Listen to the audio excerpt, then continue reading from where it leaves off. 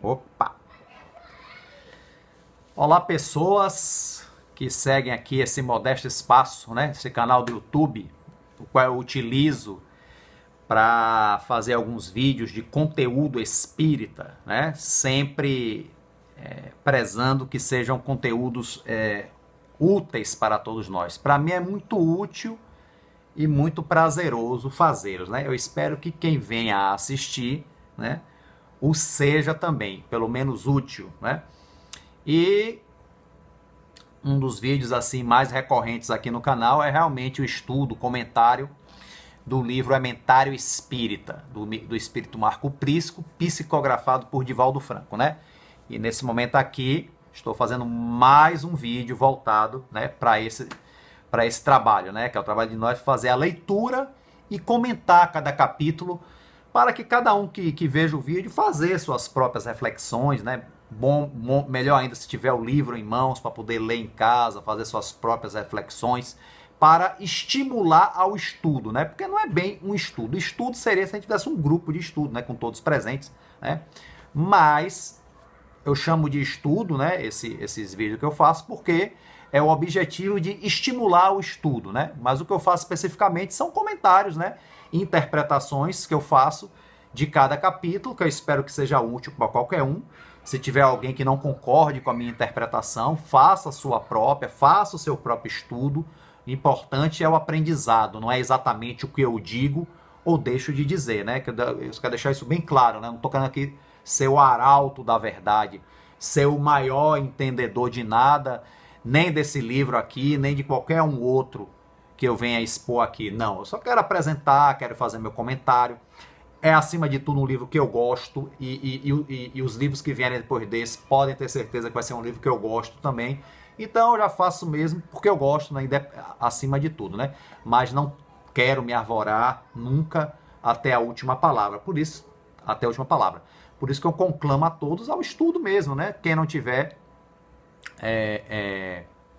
o livro em casa, quiser em PDF, eu já falei num vídeo anterior, deixo o e-mail aí nos comentários, que assim que tiver, que me for oportuno, eu envio em PDF, ok? Então, mas o bom mesmo é quem puder adquirir é bom, porque além de uma ótima leitura que você vai ter, você ajudam também as obras assistenciais da Mansão do Caminho, né? Que quem edita é a Leal, né?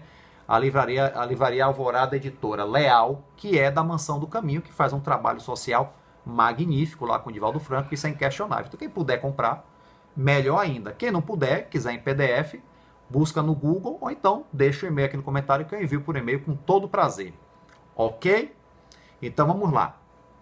Então vamos ao capítulo 33, se eu não me engano. Tô certo, gente? Errado, é o 34. 33 foi o que eu fiz no último vídeo, né? O Cuidadoso Exame. Vamos agora ao 34, que se chama Nos Comentários e Ideias, ó, aquilo que a gente fala, né? Até imagino, né? Quer dizer, imagino não que eu já li, mas quando eu li até já dá para imaginar, antes de ler até para imaginar, né? Que ele vai falar com cuidado com o que a gente fala, né? Comentários e ideias, né? Não é querendo que ninguém fique mudo, não, gente. É só ter cuidado com o que fala, pensar no que fala, de preferência, né? Porque muitas vezes uma fala saída de sem jeito pela nossa boca pode causar transtornos, que é a Ave Maria, né? Eu sou o protagonista de situação assim, né? Então prefiro não ser mais e aconselho a quem não foi não querer ser, não querer experimentar isso não. Nos comentários e ideias. Evite a maledicência a qualquer custo aí. Maledicência, então, é o pior que pode sair da nossa boca, gente. É a maledicência. Isso não tem nem o que questionar. Tem alguma coisa para questionar? Não tem. As más palavras são portadoras de fel e os conceitos desarosos carregam os miasmas psíquicos no desequilíbrio. Quer dizer, não é só, né, miasma psíquico do desequilíbrio, né, aquele que pratica a maledicência. Não, a pessoa que pratica a maledicência é a pessoa realmente que procura prejudicar o outro, né? É a pessoa que não, com certeza não tem o espírito equilibrado, então a pessoa está rancorosa, né? Muitas vezes até por rancor, né? Ou inveja, ou seja lá o que for, até desforra porque aquela pessoa fez algum mal a ele, né? Infelizmente, né? A gente tem esse espírito vingativo, né? Ou então porque é vício mesmo. Tem gente que tem vício em falar mal dos outros, né? Mesmo que o outro não tenha feito mal nenhum a ele, tem gente que tem esse vício mesmo. Afe Maria. Que a língua parece língua de cobra. Vamos lá. Exercite a mente nos pensamentos salutares. Isso aí já ajuda bastante para evitar a maledicência, né? Exercitar a mente em pensamentos salutares. O otimismo e a esperança geram um clima da paciência e da tranquilidade, né? O otimismo e a esperança geram o clima da paciência e da tranquilidade, né? Já é autoexplicativa essa frase. Liberte-se da queixa. Gente, temos muitos motivos para reclamar, muitas vezes, eu concordo, né? Mas a queixa excessiva traz muitos malefícios. Eu não estou falando da queixa legítima. Existe o Código de Defesa do Consumidor, da qual a gente reclama quando temos o nosso direito lesado. Óbvio, isso é legítimo. Então, qualquer situação nesse prisma é legítima. A gente tem, né, os nossos direitos de cidadão. Mas fala-se aqui da queixa doentia, a pessoa que só vive se queixando de tudo, nada nunca tá bom. Se queixa da vida, se queixa dos outros, se queixa das pessoas em volta, se queixa do trabalho, se queixa de si mesmo, né? Aí já não é uma coisa muito, aí já chega a ser quase patológico, se não chega a ser patológico propriamente dito, né? Então evitar queixa, com certeza, é o que Prisco está dizendo, é a queixa nesse sentido, né? Liberte-se da queixa. A lamentação proporciona deprimente estado d'alma. Pô, ninguém gosta de ficar, gente, perto de pessoas que só vivem reclamando. Pessoas pessimistas, reclamonas, ninguém gosta de ficar de junto não, gente, né? Nós, enquanto espíritas, né, conscientes, não devemos, assim, repelir essas pessoas. Ao contrário, devemos, dentro das nossas condições, ajudar, né? Mas dentro do limite do respeito, né? Não invadindo privacidade, né? Não repelir. Mas se realmente a pessoa não se permite ajudar, só nos resta nos afastar, ainda que temporariamente, né? Até a gente ter uma boa oportunidade de novo de nos aproximar para ajudar, né? Porque não adianta criar um conflito para ajudar também, né? Mas o normal é que as pessoas realmente se afastem, né? De pessoas assim, muito pessimistas, muito reclamonas, né? É complicado. Experimente orar antes de contagiar-se pelo ardor de uma discussão inoperante. Poxa, já pensou uma oração antes da discussão? Como pode ser, Prisco? A discussão ela flui do nada, brota. De repente está conversando, já estamos discutindo, como, né? Muitas vezes é uma coisa até impulsiva, né? Não é programada, né? Mas melhor se a gente pudesse, não digo nem respirar, orar, fazer um Pai Nosso, não, mas respirar e buscar a energia do alto, nem que seja por alguns segundos, antes de falar qualquer coisa, né? Seria bem interessante, né? Bem interessante mesmo. A paz interior não se improvisa enquanto faltam os fatores da harmonia íntima. Quer dizer, você não está pacífico, você não está harmônico intimamente, não está em paz, como é que você pode transmitir paz? Né? Paz exterior, né? O exterior é aquilo que é o reflexo do nosso interior. Né? Aprenda a cooperar sem reclamação. Trabalhar sem reclamar, né? Que beleza. Ser útil sem reclamar. O verbo ao alcance de sua inteligência não deve ser uma chibata a vergastar incessantemente. Uma chibata, quer dizer, sua palavra ser algo que agride o tempo todo, que machuca, que fere. Não é, gente? Então não devemos fazer do verbo algo que machuca as pessoas, né? A gente... Normalmente, quem é machucado tende a machucar também. Aí fica nesse ciclo vicioso. Uma pessoa me machuca com palavras, eu vou achar palavras mais duras ainda para machucá-la. E ficamos nesse ciclo vicioso. Quando, na verdade, seria bom interromper isso aí com alguma coisa positiva, né? Mas o nosso orgulho não permite. Não, eu tenho que devolver. Que nada, nosso orgulho, a nossa soberba, né? Então, antes de tudo, para que isso aqui que Marco Prisco está aconselhando, a gente tem que realmente nos resolvermos com o nosso orgulho, com a nossa soberba, né? Que é uma coisa que não é um trabalho complicado. Talvez seja um trabalho de uma encarnação inteira, ou de mais de uma encarnação, né, meus irmãos? Mas vamos continuar o estudo, porque estudar coisas superiores, como um bom livro espírita, ajuda e muito, muito mais do que vocês pensam, né?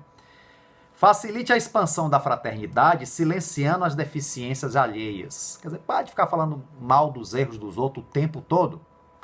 Normalmente, os defeitos que mais condenamos no próximo são os mais familiares em nós próprios, né? O que Marco está sugerindo que aquilo que a gente condena no outro é aquilo que está na gente também. Será, gente? Será que isso é verdade? Eu não vou responder isso, não. Vou deixar a reflexão de cada um que está vendo o vídeo aí, né? E vou ficar com a minha reflexão também. Será que isso é verdade?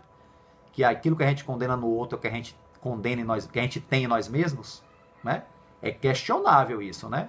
Então vou deixar com a reflexão de cada um. Não vou tecer grandes comentários sobre isso não, né? Passar por outro parágrafo. Trabalhe pelo amor, desculpando sinceramente a ignorância de uns e a rispidez de outros, né? Desculpar a ignorância e rispidez dos outros, né? Isso aí eu posso dizer que eu vejo muito isso em ambiente de trabalho, né? Em ambiente de trabalho é uma coisa difícil, em coletivos também, nossa senhora. É isso aí, né?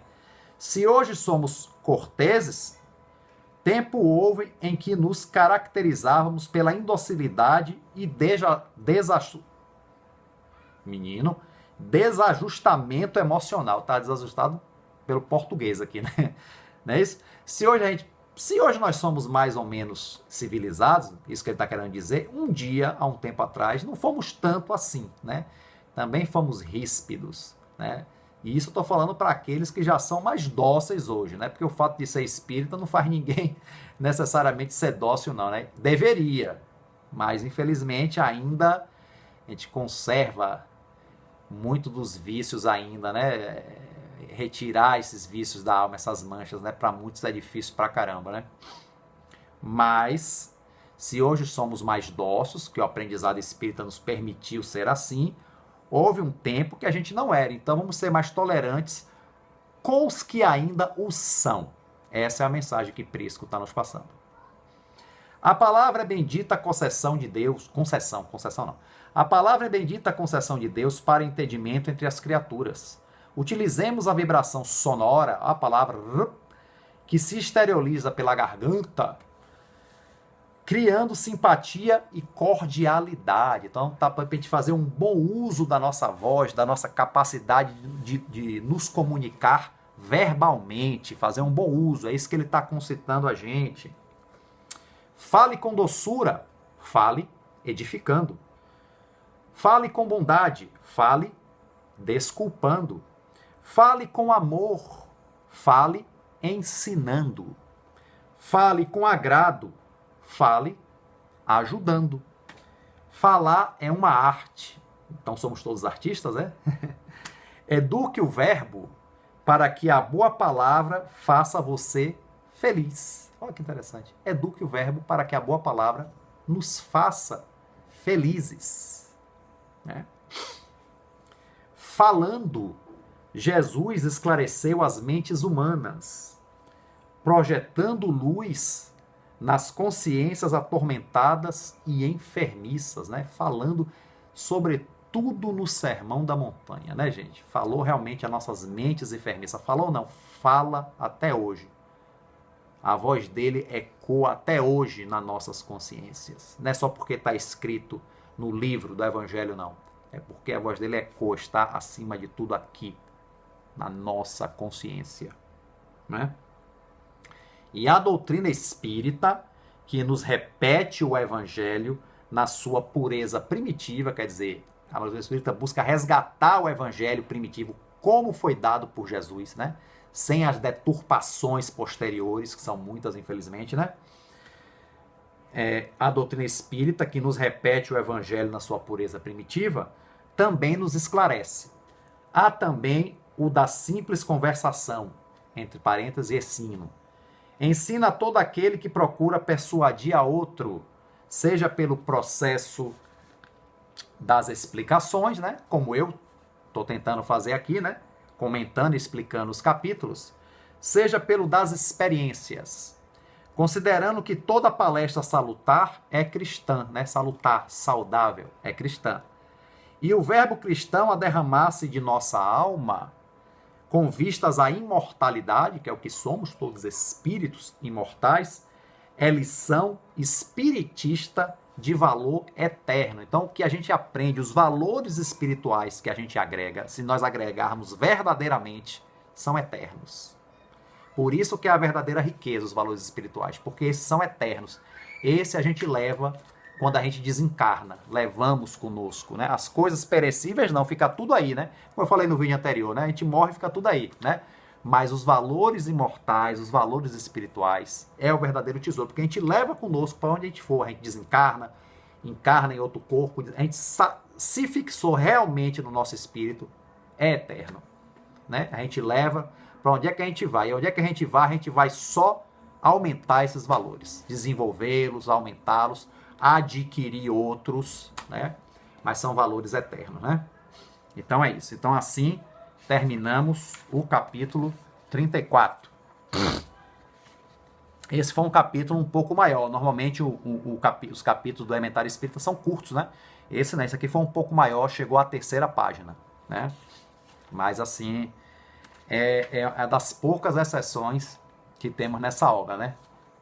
Também não foi tão comprido assim, não. Capítulo 35, nas duas medidas, o nome do capítulo. Vamos lá? O determinismo histórico da evolução humana sempre se destaca dois grupos de homens. Perdão, no determinismo, eu li o determinismo, né? Vamos lá. No determinismo histórico da evolução humana, sempre se destacam dois grupos de homens, os sacrificados e os gozadores. Gozadores não é aquele que fica fazendo piada, não. Ele está falando gozadores, é aqueles que gozam, é que usufruem, né, das coisas boas da vida material, né? Os boa-vida, né? Vamos dizer assim, né? Então, assim, tem dois grupos de homem no determinismo histórico, quando a gente olha a evolução humana, né? Historicamente, antropologicamente, né? Os sacrificados e os gozadores, quer dizer, aqueles que se sacrificam, né, pela vida, pela melhoria da vida, e os que gozam dos benefícios da vida, né? Então foi isso que eu entendi. Pelo menos isso. O homem real sempre corporifica a primeira classe. O homem real, né? Quer dizer, o homem compenetrado da sua realidade espiritual, da vida verdadeira, da vida espiritual, é sempre aquele que é o sacrificado, é o que se sacrifica pela verdade, pelas coisas boas, né? Pelo bem, né? Sempre você vê que os grandes vultos cristãos da história sempre se sacrificaram em prol da verdade. Se não se sacrificaram fisicamente, né, foram mortos, se sacrificaram moralmente, né? Não necessariamente sofreram uma imolação física, mas ainda assim sofrem imolações morais, porque não são compreendidos, né? Como, por exemplo, Chico Xavier, que foi bastante combatido, bastante caluniado, isso infelizmente, né? O homem real sempre corporifica a primeira classe, como eu falei, né? Passam, mas não morrem, né? Porque vivem já no seu coração a vida verdadeira, a vida espiritual. Os que sobrevivem, no entanto, pelas artimanhas do imediatismo, sobrevivem sim, mas estão mortos. Estão mortos por quê? Porque não enxergam, estão assim, obnubilados pelos prazeres passageiros, prazeres que são perecíveis, né? Não estão assim, não estão, a sua visão, né, está longe dos verdadeiros valores do espírito humano, né? Estão tapadas pelos prazeres fáceis e perecíveis, né, que não estarão com eles muito tempo, né? Então, assim, os que sobrevivem, no entanto, pelas artimanhas do imediatismo, sobrevivem, mas estão mortos, porque não estão de acordo com a verdadeira vida. É um negócio difícil de interpretar, né, gente? Agora eu tive repara que eu tive um pouquinho de dificuldade, porque sabe, o texto é simples, mas o conceito é tão profundo, né? Por isso que eu digo, leiam também e façam, não fiquem só com as minhas palavras, não, pelo amor de Deus. Leiam também e façam as suas interpretações, tá? Leiam também, é uma coisa que eu peço encarecidamente. Eu só estou aqui para estimular, ok? Os que sobrevivem, nos impositivos cristãos de todos os tempos, sempre se notabilizaram dois padrões, os mártires e os utilitaristas. Ó, de novo ele dividindo os cristãos, historicamente falando, os mártires, quer dizer, os que se sacrificam, física e moralmente, ou física ou moralmente, né? E os utilitaristas, os que se utilizam dos princípios da fé para terem vantagens próprias. Coisas que acontecem muito até hoje, né? Olha os vendilhões da fé aí, né? Eu não quero falar nomes, porque não cabe aqui, mas o senso crítico está aí para vocês, né, perceberem, né? Os discípulos legítimos são em primeira plana, né? Os mártires. Né? Esmagados e vencidos, vencem a si mesmos e se libertam. Os outros acomodam a fé e razão em itálico, sintonizando a conduta com a melodia das trompas do triunfo e continuam escravos, porque estão escravos das vantagens do mundo, das vantagens materiais, que são ilusórias, que quando desencarnarem, eles vão sentir o peso disso aí, né? Mas, infelizmente, quantos, inclusive, gente, no meio espírita, né? Disso aí eu posso falar, né? Há esses utilitaristas, entre aspas, também no meio espírita, né? Que a gente fica pensando, será que acredita mesmo nos princípios espíritas, né? Ou fazem, estão lá por vaidade, sei lá. É difícil fazer uma análise e eu procuro não ficar fazendo não, porque não cabe a mim, né? Mas sempre é passível de uma reflexão, né? Nas tarefas espíritas da atualidade, já se notam duas linhas de conduta. Ó, vai falar agora dos espíritas. Duas linhas de condutas. A do trabalho e a do lazer. Olha que interessante. Tem gente que procura o espiritismo por lazer. Os que trabalham dão-se sacrificando ao dever da causa os interesses da própria causa. Esses são os espíritas trabalhadores, né? Os que se comprazem no lazer da fé sacrificam os companheiros à sua causa, quer dizer, se locupretam do trabalho dos outros. Isso é o lazer, né? Que ele quis dizer. Aqueles dos primeiros grupos que trabalham sorriem e laboram. Sofrem e laboram, quer dizer, sorriem, mas trabalham. Sofrem, mas trabalham. Tem problemas e laboram, quer dizer, tem problemas, mas continuam firmes no trabalho. Operários da ação dignificadora laboram sempre, esquecendo-se de si próprios, ou seja, tem todos os problemas humanos, como qualquer um outro, o espírita não é especial nesse sentido, né? Mas continuam laborando, continuam produzindo, então sofrem e trabalham, têm problemas e trabalham, sorriem, são felizes, mas continuam no trabalho, seja qual for o momento. São otimistas, alígeros, confiantes. São esses aí. Alígeros, eu não sei o que é não, viu, gente? Você tem que buscar no dicionário. Eu já li, mas esqueci. Eu devia ter trazido antes de começar a filmagem. Mas no próximo vídeo eu trago esse. Mas assim, são otimistas e confiantes, né? Esses os espíritas trabalhadores, do trabalho. Desculpam, compreendem, avançam, ou seja, crescem espiritualmente. Os outros, né, os do lazer, como o Marco Prisco falou, os que sacrificam os companheiros à sua causa, né? Os outros são severos e cômodos, exigentes e cômodos. Até perdi a linha aqui, ó. Minudentes e cômodos, ou seja, eles são severos, são todo brabo, exigem, né? São exigentes, exigem dos outros o que eles mesmos muitas vezes não fazem, né? E cômodos, gostam de comodidade, né? São exigentes e gostam de comodidade. São minudentes, quer dizer, adoram minudências, detalhes e gostam de comodidade, né?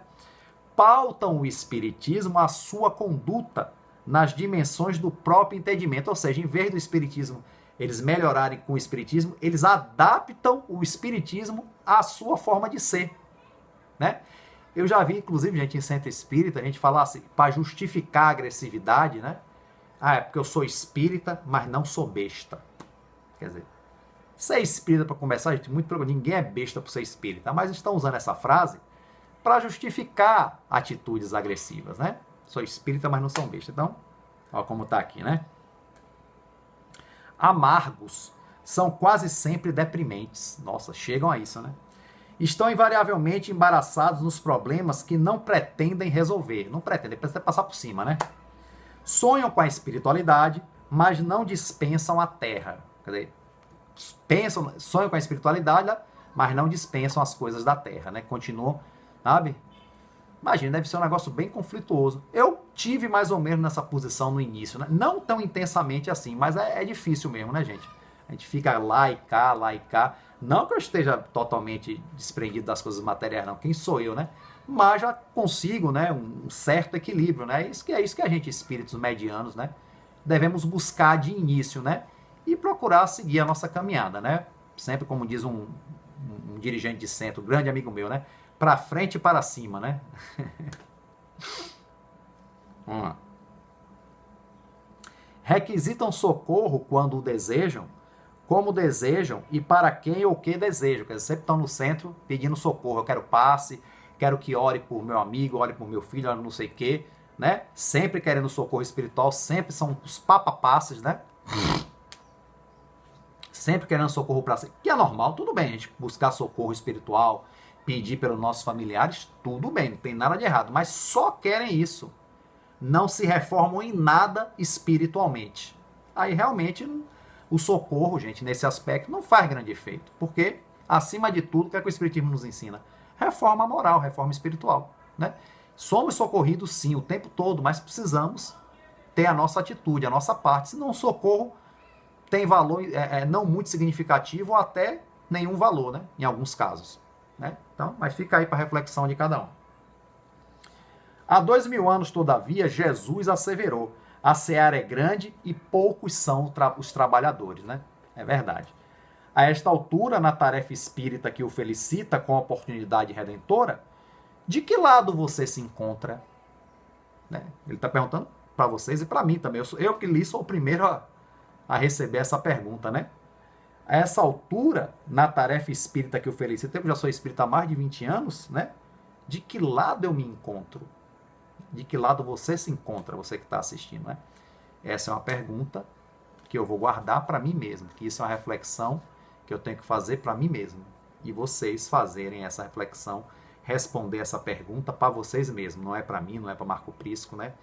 Então, essa é uma pergunta, gente, para as nossas reflexões íntimas, que só nós podemos responder e só nós podemos desenvolver, né, a importância que ela tem, né? Então, bem incisivo terminar o capítulo com essa pergunta, não é verdade? Então, assim terminamos o vídeo, né, com esta reflexão, né? E até o próximo, então. Um grande abraço a todos. Fiquem com Deus.